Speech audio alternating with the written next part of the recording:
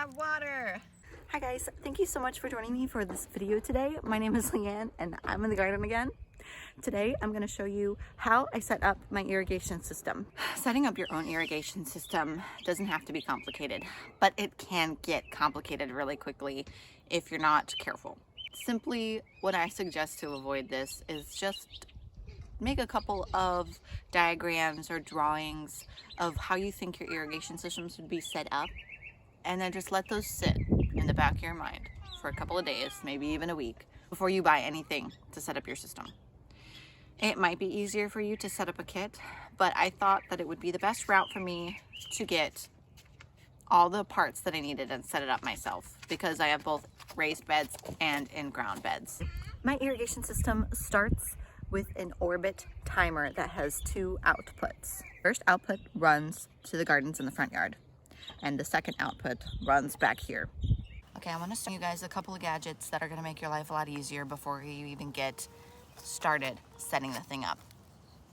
A hole punch for the tubing so that you can put either your little drippers or your micro sprinklers in pretty easily.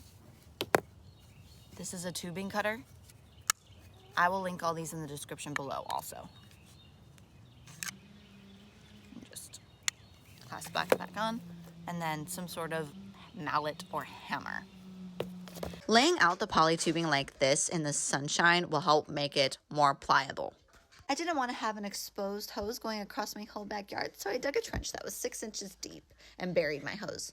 Okay, it's another day. So I know this looks crazy, but I did this because there was an obstruction in the way. And I didn't feel like digging and filling it in all the way again. And I'm planning on having the corn there next to where the tomato row is, but closer to me a little bit. Hi, Alfred. So that's why it looks all crazy. Oh well, I started digging before I had a full plan. So, first strike. Learn from my mistakes and have your plan drawn out first. So, I went to Lowe's a couple of times to get stuff for the irrigation system that I thought I needed, and then I returned it. So, I advise you to plan this out as best you can before you buy anything, because it'll save you from a lot of heartache. So I'm going to take this first, and I'm going to hammer it into the 3/4 inch tubing. Okay, so this is my 3/4 inch mainline tubing. This is buried through the yard. Sorry, I'm trying to. Okay, so I've got my cutters.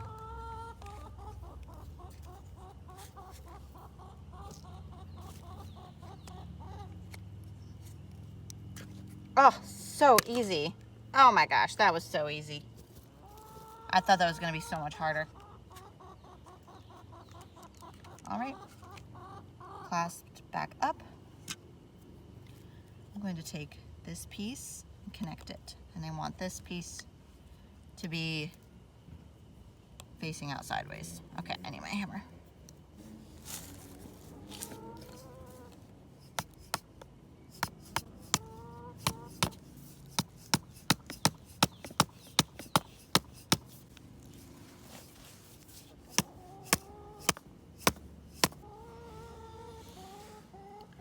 And I want to put this piece.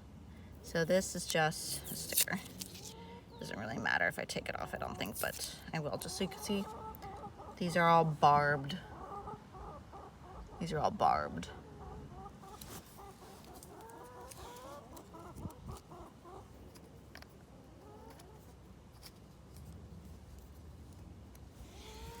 Okay. So I got my 1/2 inch tubing.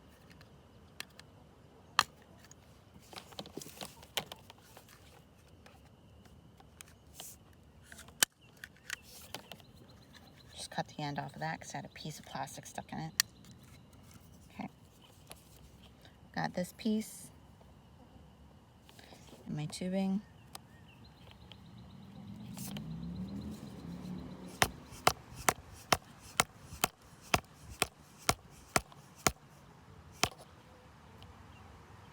Okay, we're going to take this and connect it to the main line.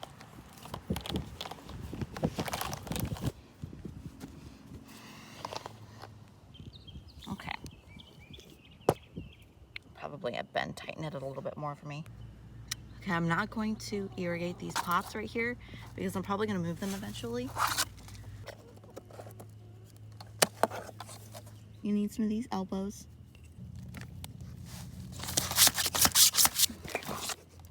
This is one connection. I'm going to cut it a little bit longer than I think it needs to be just in case I mess up.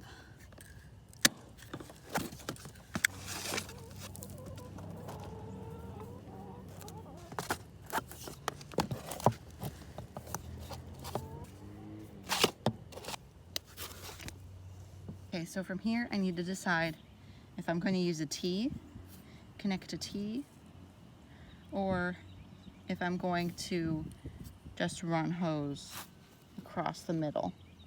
These beds are only 2 feet wide, so I don't think I need to run 2 lines of irrigation. I've got mini sprinklers. I didn't get drippers. So the water is going to spread a little bit further than it would otherwise. And if I need to switch it, I can always switch it. So we're not going to use the T's today. We're going to just run one hose down each bed. Okay.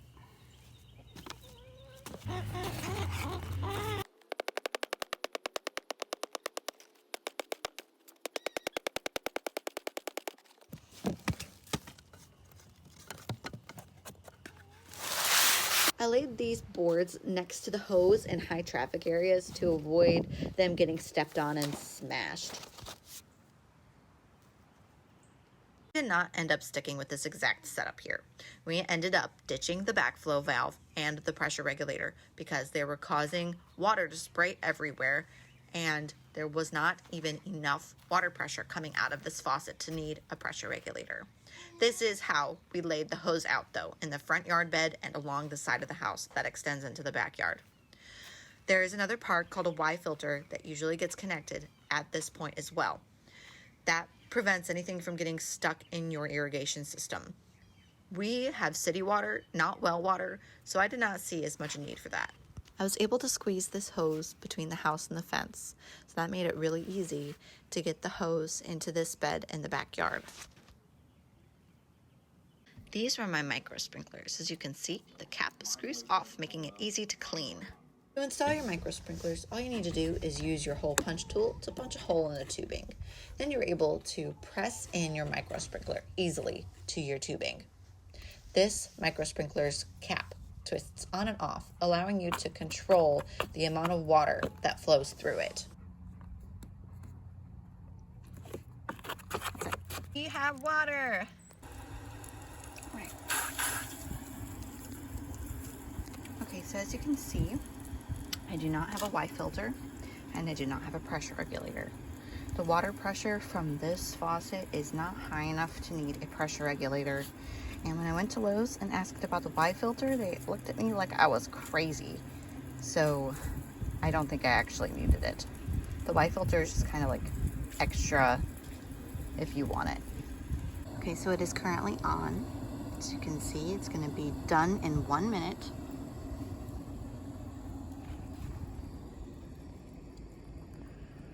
I have the micro sprinklers on only where I have plants.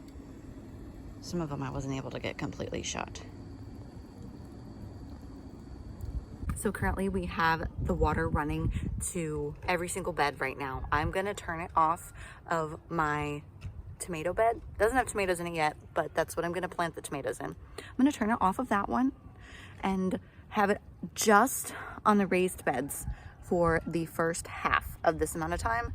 And then I'm going to shut it off of the raised beds and have it only on the tomato bed for the second half. It's the shut-off valve for the tomato beds. So you can see it's not like completely sealed. I could probably put that fitting on a little bit better, but it'll be okay. There's this elbow, another elbow. Goes up the side of the other bed. And I'll show you how I capped them off on the ends. So there are these bits called figure eights. Let me take this one off and show you. Okay, so this basically like holds the hose in a crimp so that the water doesn't go out the end. There you have it, folks.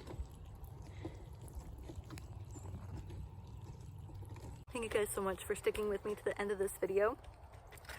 We have water. Our garden is irrigated. If you found this video useful, please share it, like it, subscribe to the channel for more videos like this and to be in the loop with all my gardening adventures. If you guys need a friend to learn how to garden with, I'm your girl. Happy gardening.